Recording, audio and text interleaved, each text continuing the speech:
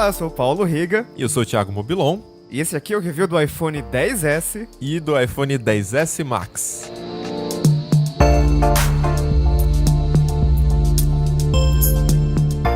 Os iPhones sempre foram muito caros, principalmente no Brasil, mas eles atingiram um novo patamar esse ano. Em 2017, a Apple lançou o iPhone X, com um design totalmente renovado e todas as inovações que a empresa tinha para mostrar, cobrando um preço bem alto por ele. A nova geração continua sendo um objeto de luxo e até ganhou uma versão ainda mais cara para satisfazer os que gostam de tela grande. O iPhone XS com tela de 5,8 polegadas e o iPhone XS Max com tela de 6,5 polegadas tem preços entre R$ 7.299 e R$ 9.999 e fazem parte do ano S da Apple, em que não há uma mudança significativa no visual, mas sim refinamentos internos. A Apple promete um chip A12 Bionic mais inteligente, uma câmera que tira fotos melhores em condições desafiadoras e mudanças menores nas baterias, nos alto-falantes e na construção. Mas será que vale a pena gastar tanto dinheiro com o celular? A gente testou o iPhone XS e o iPhone XS Max nas últimas semanas, ambos nas versões com meio terabyte de armazenamento, e a gente conta tudo nesse review de R$20 mil. Mas antes da gente começar, vale lembrar que tem uma forma menos cara de você comprar o seu iPhone, que é utilizando o assistente de compras do Tecnoblog para Chrome. Ela tem um módulo testador de cupons que testa automaticamente milhares de cupons quando você estiver finalizando sua compra numa loja online e aplica o maior desconto possível. O link para instalar tá na descrição deste vídeo e no card aqui em cima. O tamanho do iPhone XS me agrada bastante. Dá para digitar de maneira confortável com uma mão só e ao mesmo tempo ter uma boa experiência de consumo de conteúdo, principalmente reprodução de vídeos em uma tela de 5,8 polegadas. Eu confesso que já estava cansado do iPhone 8 Plus, que tinha pouca tela, muita borda e muito tamanho. E eu acredito que muita gente, assim como eu, vai ter pouco contato com o design de verdade do produto, porque a traseira de vidro acumula muitas marcas de dedo, como já era esperado, e as bordas de aço inox também. A boa notícia é que, mesmo com uma capinha, o iPhone XS continua com um tamanho bastante compacto, ao custo de mais algumas centenas de reais se você optar por uma capinha original da Apple.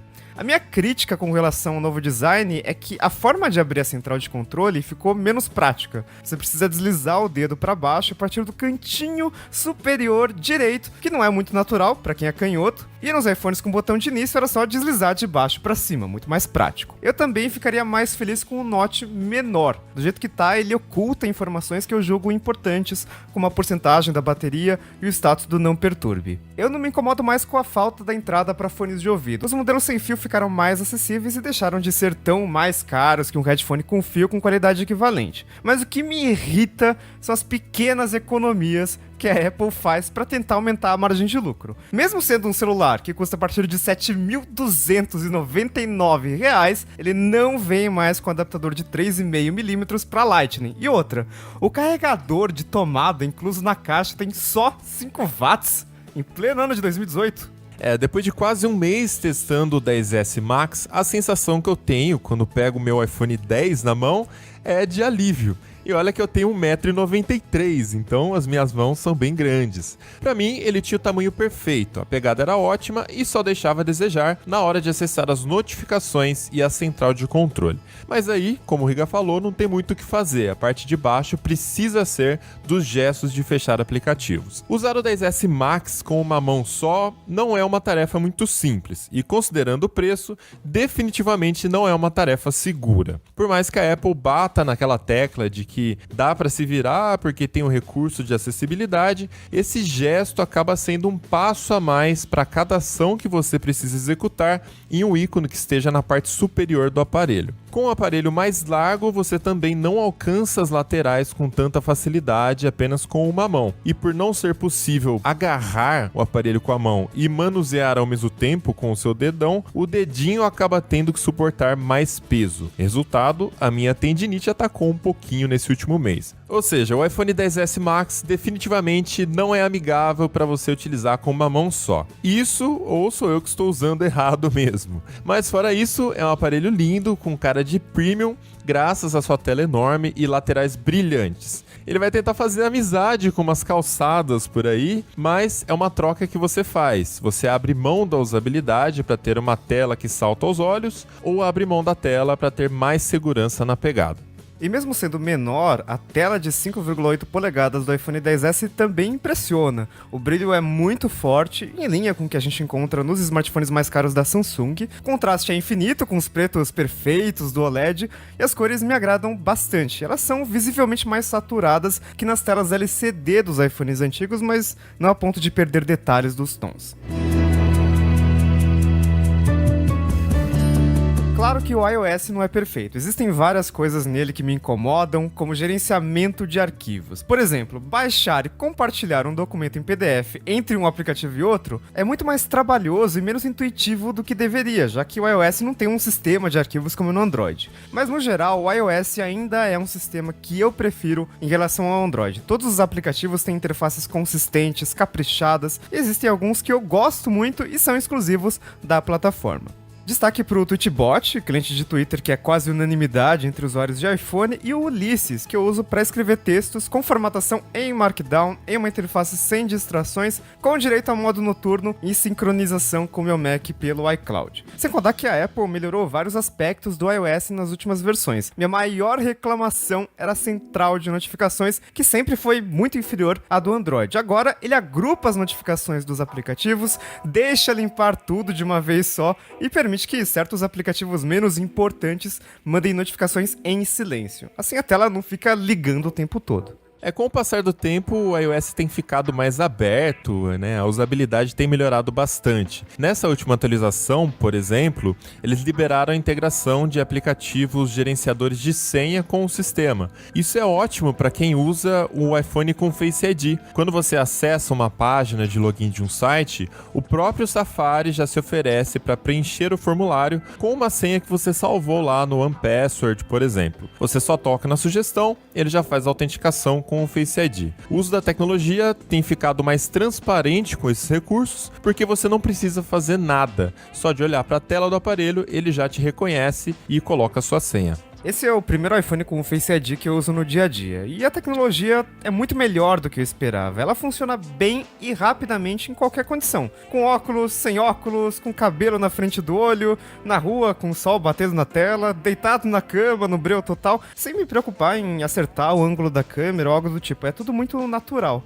Comigo funciona bem também, mas não é o sistema perfeito. Se você está deitado na cama e recebe uma notificação, precisa levantar a cara do travesseiro e olhar para o aparelho para ele revelar o conteúdo. Tem horas que ele me reconhece nos ângulos mais inesperados e tem horas que ele não me reconhece, mesmo estando quase de frente para o aparelho. Enfim, não chega a ser um defeito, mas eu acho que um Touch ID complementaria bem o uso nessas situações onde eu só quero ver o conteúdo das minhas notificações. Eu não precisaria tirar o aparelho da posição que ele está, por exemplo, na mesa, e apontar para minha cara.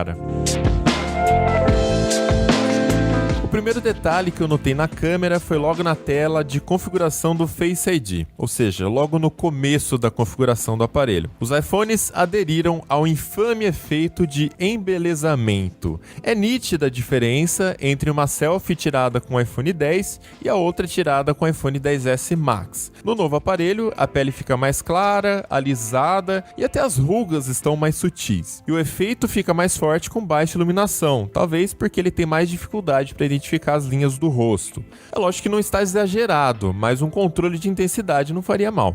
Já eu sinto falta do modo manual no aplicativo de câmera, pelo menos para filmagem. Qualquer Android tem isso. Eu sei que a Apple tem essa história de deixar as coisas o mais simples possível para que qualquer pessoa consiga tirar uma boa foto sem ser um profissional, mas dá para atender bem os dois públicos ao mesmo tempo. De qualquer forma, as fotos tiradas pelo iPhone XS têm qualidade incrível em qualquer condição de iluminação, como você poderia esperar de um smartphone tão caro. A definição das imagens é muito boa e eu percebo que a Apple tem um filtro de nitidez mais suave que o do Galaxy S9, por exemplo, o que deixa a foto com um aspecto mais natural. À noite, as fotos do iPhone XS têm definição muito boa, quase nenhum ruído, e uma temperatura de cor bastante acertada. Isso mesmo com a lente teleobjetiva, com zoom de 2 vezes, que tem abertura menor, de f/2,4. Os detalhes se mantêm e o ruído não aumenta consideravelmente. E para fotos diurnas, o HDR melhorou bastante. Nesse ponto, os Androids faziam um trabalho muito melhor, mesmo que um pouco exagerado em alguns casos, mas o HDR da Apple era sutil demais, ao ponto de até comprometer os pontos de iluminação nas partes mais extremas da imagem. Com o upgrade, dá para você tirar fotos contra o sol, que ainda assim o assunto fica bem iluminado, o céu fica azul e as nuvens ficam bem definidas. O branco não estoura e a parte mais escura não fica parecendo que foi clareada ao máximo no aplicativo Snapseed. O A12 Bionic é o melhor processador para smartphones disponível no mercado, então é quase chover no molhado ficar discutindo se ele entrega um bom desempenho ou não entrega. Entrega sim. Engasgos e lentidões são muito raros e ainda nem existem games na App Store que consigam aproveitar todo o poder desse chip gráfico. A bateria é melhor que a de um iPhone não Plus, mas ela é pior que a do iPhone 8 Plus que eu costumava usar. Com o iPhone 8 Plus era fácil chegar até o final do dia com mais de 50% de carga. No iPhone XS, eu normalmente fico perto dos 40% em um dia intenso, com 2 horas de streaming de música no 4G e 1h30 de navegação em redes sociais, também pela rede móvel. Apesar de essa capacidade de 2.716 mAh não ser nada impressionante na teoria, especialmente quando a gente compara com o Android, na prática o resultado é muito bom. No XS Max a bateria também é bacana. Em um dos meus testes, o aparelho aguentou 15 horas fora da tomada, com mais de 8 horas de tela ligada. Eu joguei Kingdom Rush, eu naveguei pelas redes sociais, além de ter usado bastante o Safari e aplicativos de mensagem instantânea. Se você dorme as 8 horas por noite recomendadas, né? 15 horas é tempo mais do que suficiente para você sair de casa e voltar de novo para plugar o aparelho na tomada. Sem falar que o meu uso é bastante intenso. A maioria das pessoas não vai ter 8 horas por dia de tela ligada. Já no quesito performance, como o Riga falou, por enquanto é um aparelho imbatível. A única coisa que me preocupa no caso do XS Max é como esse aparelho vai envelhecer, comparando aí com o XS e o XR. Os três utilizam o mesmo processador, mas a tela do XS Max tem quase 600 mil pixels a mais do que o XS e 1,8 milhão de pixels a mais do que o XR. Em outras palavras, isso vai demandar um pouquinho mais de esforço do processador e também da bateria. Não é à toa que nos testes do Geekbench, o iPhone XR foi o campeão de performance entre os três e também registrou a melhor pontuação de bateria. A gente sabe que em condições reais de uso, os resultados podem ser um pouquinho diferentes dos benchmarks, né? Mas não deixa de ser um ponto a se observar. Mas enfim, Riga, vale a pena? Olha, pra quem tem um iPhone antes do 10, eu acho que o iPhone XS é um belo upgrade, principalmente por causa da tela, que deve agradar tanto pela qualidade de imagem, que é melhor que o LCD das gerações anteriores, quanto pelo tamanho de 5,8 polegadas, que pode satisfazer até mesmo quem tinha um iPhone Plus de 5 polegadas e meia, só que agora em um corpo menor. Em relação ao iPhone 8 Plus, eu não senti muita diferença no desempenho ou nas câmeras. Tirando a questão do visual antigo com o botão Home, um ano ainda não foi suficiente para envelhecer tanto a geração passada. Mas se eu tivesse um iPhone 8, um iPhone 7 ou um modelo anterior não Plus, e se eu tivesse disposto a gastar o que a Apple pede, eu iria sem medo no iPhone XS, que tem boa duração de bateria, ótima qualidade de fotografia e o mesmo iOS de sempre. Já para quem tá em dúvida sobre um iPhone caro ou um Android caro, a questão que fica é a seguinte: o iPhone XS é um smartphone muito bom, mas ele é R$4.000 melhor que o Galaxy S9 Plus ou um Galaxy Note 9, por exemplo? Eu acho que não. A Samsung, que tem os melhores Androids à venda no Brasil hoje, na minha opinião, definitivamente não perde em design, tela ou câmera. No final das contas, o que vai definir se você vai gastar 1 ou 2 rins é a preferência de sistema operacional. Eu também não recomendaria atualização para quem já tem um iPhone 8, a não ser que, lógico, o dinheiro não seja um problema ou que você esteja insatisfeito com o design antigo. Ou a bateria, né? Porque o iPhone 8 também é a bateria antiga. Inclusive, para mim, essa é a principal virtude dos iPhones daqui para frente. Não dá mais pra gente reclamar das baterias. Mas finalmente, né? Já o upgrade incremental do 10 pro XS Max Considerando o preço, eu acho que é completamente desnecessário. A gente precisa considerar que o preço médio dos iPhones subiu pelo menos 50% lá nos Estados Unidos. Então não dá mais para ficar com essa história de trocar de aparelho todos os anos, a não ser em condições muito especiais. Aqui no Brasil já não dava também, né? Mas ok. Pois é. O XS Max é a nova estrela da Apple. Ele entrega tudo que a empresa tem de melhor no momento e isso, lógico, tem um preço. O seu principal diferencial é o tamanho da tela, mas até isso é discutível, né, nessa geração. A tela do XS também é grande, por $300 a menos, e não compromete também a usabilidade. Por esse motivo, eu acredito que esse aparelho vai atender um nicho muito específico do mercado. Pessoas que amam telas muito grandes ou pessoas que buscam por uma forma de se diferenciar.